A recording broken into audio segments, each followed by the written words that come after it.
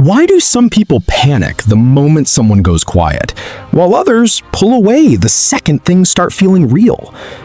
Why do some relationships feel calm and easy, while others feel like an emotional roller coaster, no matter who you're with? The answer usually isn't the other person. It's your attachment style, a pattern formed early in life that quietly runs in the background of every relationship you have. There are 4 of them. Today, we're breaking down all 4, so you can finally see which one is actually running your love life. The first is anxious attachment. If you have this style, closeness feels safe, but distance feels like danger. You might reread texts multiple times, looking for hidden meaning that probably isn't even there. Silence from someone can feel like rejection, even when there's a completely normal explanation for it. You might seek constant reassurance because uncertainty feels unbearable instead of just uncomfortable. This pattern usually develops when love felt inconsistent early in life, sometimes warm and present, sometimes distant or unavailable, with no clear pattern to predict which one you'd get. So your nervous system learned to stay hyper alert, constantly scanning for signs that someone might leave. The fix isn't forcing yourself to stop caring. It's learning to sit with uncertainty without treating it as an emergency every single time, and reminding yourself that one quiet hour from someone is data, not a verdict. The second is avoidant attachment, almost the mirror image of anxious. If you have this style, when someone gets too close emotionally, your first instinct is to pull back, even if you actually like them. You feel more comfortable handling problems alone, and asking for help feels oddly uncomfortable, even when you clearly need it. You might notice yourself losing interest right when a relationship starts feeling too serious or too close. This usually develops when independence was rewarded early in life, and emotional needs were met with distance rather than comfort. So you learned that relying on someone else wasn't safe, and self-sufficiency became your form of protection. The fix here is almost the opposite of the anxious style.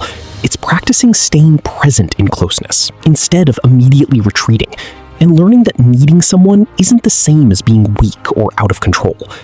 The third, and often least talked about, is disorganized attachment, sometimes called fearful avoidant. This is a mix of both anxious and avoidant patterns at once. You might crave closeness intensely, and then feel an urge to push it away the moment you actually get it. Relationships can feel like a constant push and pull, wanting someone near, then feeling overwhelmed and needing space, then missing them again almost immediately. This pattern often forms when the same person who provided comfort was also a source of unpredictability or fear growing up. So closeness itself became tangled up with both safety and danger at the same time. The fix requires the most patience of the 4 styles. Slowing down enough to notice which impulse, the pulling closer or the pushing away, is actually true in the moment, rather than reacting to both automatically. The 4th is secure attachment, and this is what all the others are ultimately working toward. If you have this style, you're generally comfortable with both closeness and independence. Conflict feels uncomfortable, but not threatening. You can communicate a need directly instead of testing someone to see if they'll notice it on their own. Silence from someone doesn't automatically spiral into anxiety, and closeness doesn't trigger an urge to retreat. Here's the important part. Secure attachment isn't just something you're born with or without. Research shows people can move toward it over time, through self-awareness, through relationships that model consistency, and simply through practicing the specific fix for whichever style you actually have. Here's something most people don't realize. Your attachment style doesn't just show up in romantic relationships. It shows up everywhere. In friendships, an anxious attachment style might look like overanalyzing why a friend took hours to reply, or feeling quietly hurt when you're not included in something small. An avoidant style might look like keeping even close friends at arm's length, or feeling drained after too much emotional conversation, even with people you genuinely care about. At work, it can show up too. Anxious attachment might look like needing constant validation from a manager to feel secure in your job. Avoidant attachment might look like resisting collaboration or preferring to work alone, even when a team approach would genuinely help. And with family, these patterns often show up the strongest of all, because family relationships are usually where the pattern was first learned in the first place.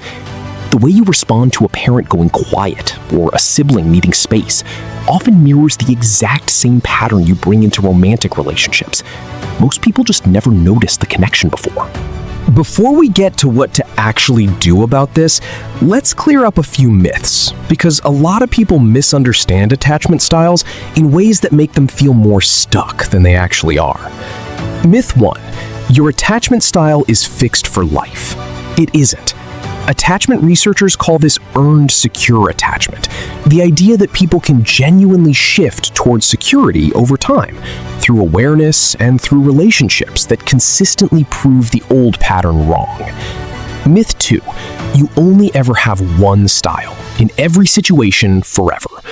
In reality, many people lean anxious with one person and more avoidant with another, depending on how safe or unpredictable that specific relationship feels.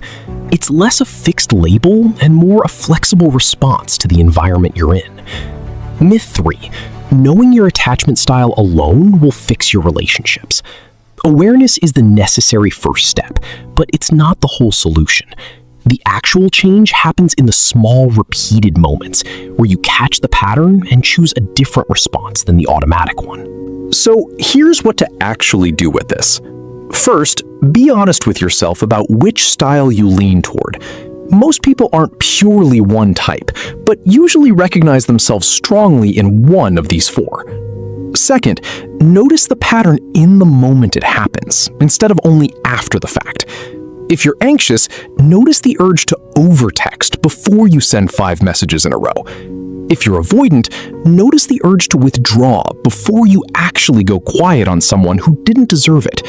That single moment of noticing, right before the automatic reaction, is where change actually starts. None of these patterns make you broken, and none of them are permanent life sentences. They're patterns that were built for a reason, once, and patterns that were built can also be rebuilt. If you recognized yourself in one of these today, that's not a bad thing. That's the first step. Subscribe for more real, practical psychology. Not just labels, but how to actually work with them.